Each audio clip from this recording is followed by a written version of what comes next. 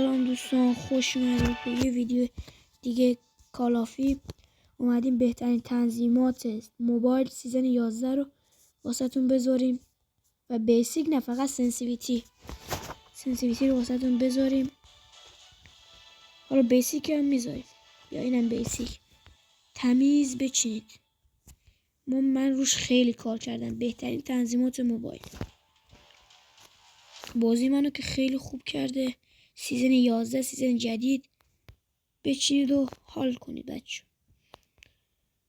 هم این بهترین تنظیمات، هم واسه اسنای و هم واسه شاتگان خیلی خوبه و واسه گانم خوبه. این تنظیمات خیلی عالی.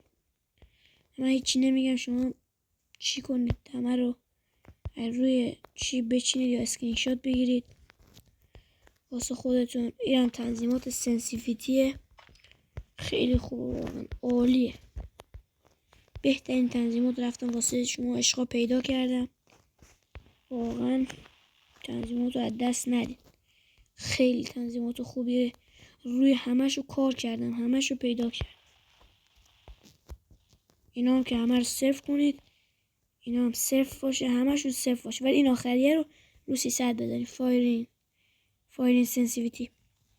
خب بچه ها، اگه از این ویدیو خوشتون اومده بود از من یه حمایت کوچولو کنو و خدا یار و نگهدار.